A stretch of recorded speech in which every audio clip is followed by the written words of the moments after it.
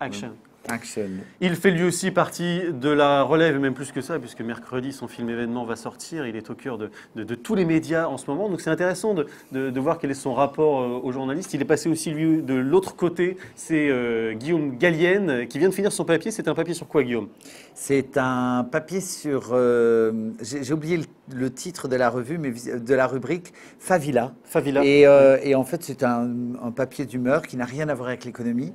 Je raconte un après-midi que j'ai passé avec des gitans dans une fête flamenca à Séville et j'en déduis quelque chose. Et c'est vous qui avez choisi ça ou bien on vous a demandé, on vous a donné une carte blanche? On m'a donné une carte blanche et du coup j'ai choisi ça. On vous a pas demandé de vous intéresser à la finance ou je ne sais quoi Non, non, j'avais pas le temps. Ah bon?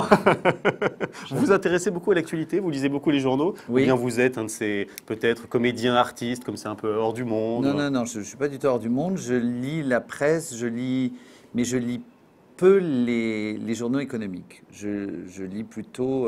j'aime bien lire aussi la presse internationale, j'aime bien comparer. Le seul journal vraiment économique que je lis, c'est justement The Economist, mais qui est très politique en fait. Donc voilà, Et ça veut dire que vous connaissez bien la presse anglo-saxonne, elle est souvent érigée en modèle, elle est bien meilleure que la nôtre?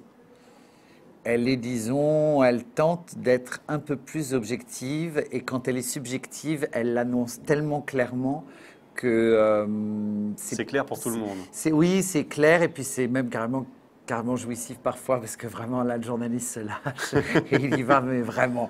Mais voilà, aujourd'hui je trouve qu'il y a quelque chose d'un peu consanguin dans la presse française avec le pouvoir et qui se sent parfois. Et quel rapport vous avez avec les journalistes, vous qui êtes en période de promo en ce moment, qui en rencontrez énormément? C'est une tannée pour vous d'enquiller comme ça les interviews? Non, je suis assez épaté. Épaté par quoi?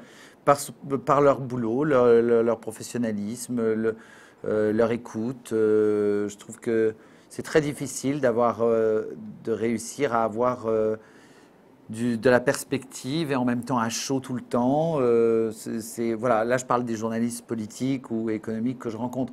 Ceux que je rencontre pour ma promo, pour les garçons et Guillaume à table, c'est vrai qu'il y a eu quelques journalistes qui se prenaient vraiment pour Mireille Dumas.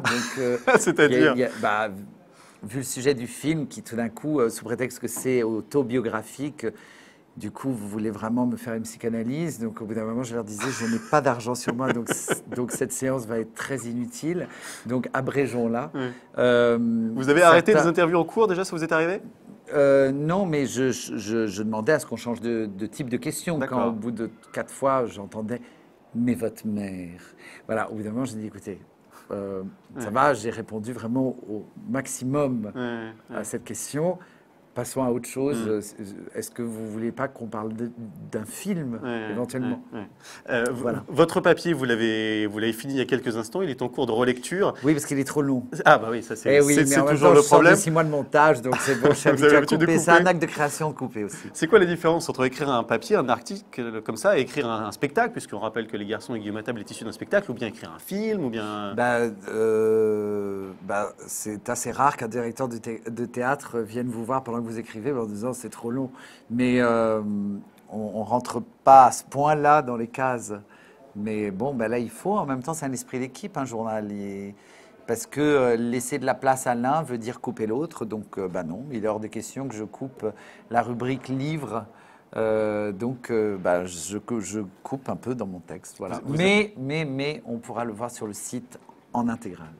Juste dernière chose, vous avez travaillé avec un binôme, un journaliste de la rédaction. Quel bon conseil vous a donné, qui vous a aidé, qui vous a aiguillonné dans cette rédaction? D'abord une très jolie écoute, et puis non, il m'a juste conseillé certaines phrases en me disant évidemment le dernier paragraphe il faut surtout pas couper dedans parce que c'est là que se développe le plus l'idée. Donc voilà. Il vous a pas fait changer l'ordre et tout ça, il vous a pas fait le shaker. Non, bienveillant. Bon. Très bienveillant. Article à lire donc, enfin article point de vue, récit à lire demain matin dans cette édition spéciale des Échos sur la relève. Merci beaucoup Guillaume. Merci Julien.